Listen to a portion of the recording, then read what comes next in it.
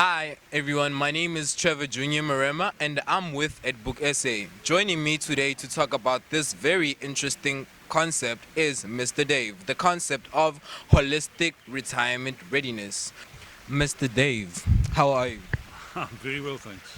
Why do you think the man on the street should be worried about the concept holistic readiness for retirement? It is a huge subject, okay? And the idea of a holistic retirement readiness is something that relates to a converging of preparing your life for old age, because what you're looking at is aging here, but also trying to ensure that you have enough money to be able to survive when you can no longer work for various reasons, okay? The problem is that most of us need to work almost to define ourselves rather than anything else, because how do you switch off? You just put your finger inside and say switch off, and I can now sit in the corner and do nothing until they wheel me to the dinner table, okay? So you keep yourself alive. I don't know if you're aware, but I'm 73, okay, and I feel like about 25, and part of the reason for that is that I work. I have something to do that I believe I need to do. I believe I help people. I earn a living, because I didn't plan very well when I started. So I've become terribly aware of that, and I will keep working at that until such time as I die. But I am retiring. I do have time to do other things. So I work, but I take my retirement in installments, if you will.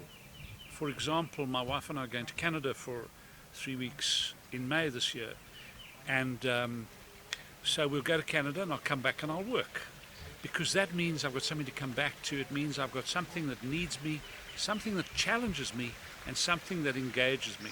And I think engagement is a huge issue, but people seem to think that the financial side and the emotional side, or the psychological side, are two separate entities. They can't be. They have to converge at some point. So you save, you create a retirement fund, if you like, whether you have a job and you belong to a pension fund, or whether you're a freelancer and you do that. You have to save to create that. I work with a lady who is a professional saxophone player, and she saves. She does gigs most nights of the week. And she hasn't got a pension fund, but she's got a retirement annuity, for example. But she will be able to play that saxophone literally until she dies, unless she loses her mental ability to cope. So she's got a very long life ahead of her, which is fun.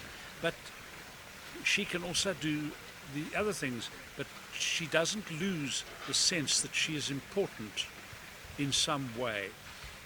So the ideal thing we find is people save up their money, and in some cases senior executives of businesses retire with vast amounts of money, huge pensions, and most of them are dead within 4 to 5 years, because their life has no more challenge.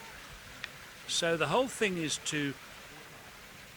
yes, saving is terribly important, managing your money is terribly important, because that gives you enormous confidence in yourself, that your decisions work. I was talking to a retired person yesterday. He was saying how wonderful it is that decisions he took when he was 40 years ago have worked well for him. Okay? Even though at the time he took them, he wasn't entirely sure that they would. He took them, he stuck to them, and even if they were bad to start with, by following through, he got them to work. Okay? Which is the same with just about anything we do.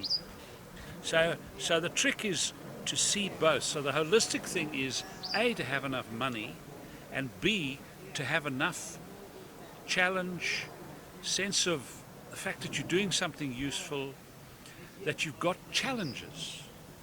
I mean, I'm still launching new projects. I'm still working with people on new projects to help people understand, because I believe that we should be trying to empower and enrich people so that they can do this themselves. They can understand themselves, because once you can cope with your money, you are enormously empowered, and both metaphorically and figuratively and physically, you're enriched. If you have more money, you have more money. That gives you freedom. that gives the ability to have a life that is richly enjoyable as well. And of course you can give advice to everybody else, even though most of them won't take it. Okay.